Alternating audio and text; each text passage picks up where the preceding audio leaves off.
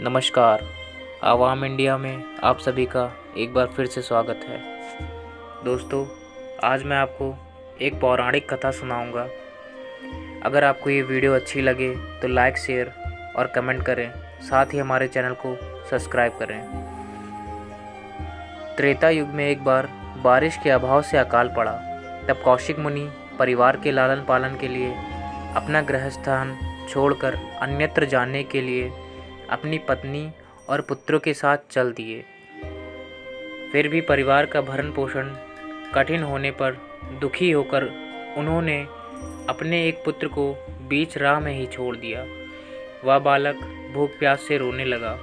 तभी उसने कुछ ही दूरी पर एक पीपल का वृक्ष और जल का कुंड देखा।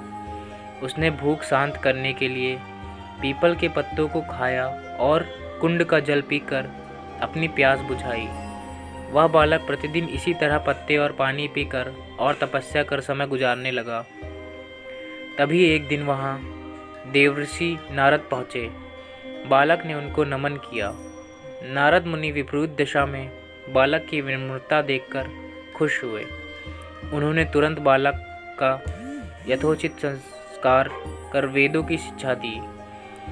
उन्होंने उसे ओम नमो भगवते वासुदेवाय की मंत्र दीक्षा भी दी। वह बालक नित्य भगवान विष्णु के मंत्र का जप करने लगा। नारद मुनि उस बालक के साथ ही रहे। बालक की तपस्या से भगवान विष्णु प्रसन्न हुए। भगवान विष्णु ने प्रकट होकर बालक से वर मांगने को कहा। बालक ने भगवत भक्ति का वर मांगा। तब भगवान विष्णु ने बालक को योग और ज्ञान की शिक्षा दी, जिससे वह परम ज्ञानी महर्षि बन गया। एक दिन बालक के मन में जिज्ञासा पैदा हुई। उसने नारद मुनि से पूछा कि इतनी छोटी उम्र में ही क्यों मेरे माता पिता से अलगाव हो गया? क्यों मुझे इतनी पीड़ा भोगना पड़ रही है? आपने मुझे संस्कारित कर ब्राह्मण बनाया है, अतः मेरी पीड़ा का कारण भी बताएं। नारद मुनि ने बालक से कहा, तुमने पीपल के पत्तों को खाकर घोर तप किया है, इसलिए आज से तुम्हारा नाम पिपलाद रखता हूँ। जहाँ तक तुम्हारे कष्टों की बात है तो उसका कारण शनि ग्रह है, जिसके अहंकारवश धीमी चाल के कारण तुम्हारे साथ ही पूरा जगत भी अकाल की पीड़ा भोग रहा है। यह सुनकर बालक ने बहुत क्रोधित हो गया। उसने आवेशित होकर जैसे ही आकाश में विचरण कर रहे शनि को देखा, तब शनि ग्रह बालक पिपलाद के तेजोबल से जमीन पर एक पर्वत पर आ गिरा, जिससे वह अपंग हो गया। शनि की ऐसी दुर्दशा देखकर नारद मुनि खुश हो गए। उन्होंने सभी देवी देवताओं को यह दृश्य देखने के लिए बुलाया। तब वहाँ पर ब्रह्मदेव सहित अन्य देवों ने आकर बालक पिपलाद के आवेश को शांत कर कहा कि नारद मुनि द्वारा रखा गया तुम्हारा नाम श्रेष्ठ है और आज से तुम पूरे जगत में इसी नाम से प्रसिद्ध होगे।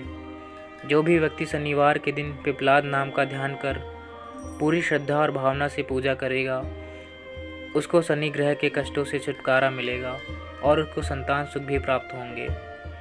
ब्रह्मदेव ने साथ ही पिपलाद मुनि को शनि ग्रह की शांति के लिए उनकी पूजा और व्रत का विधान बताकर कहा कि तुम धराशायी हुए शनि को अपने स्थान पर प्रतिष्ठित कर दो, क्योंकि वह निर्दोष है।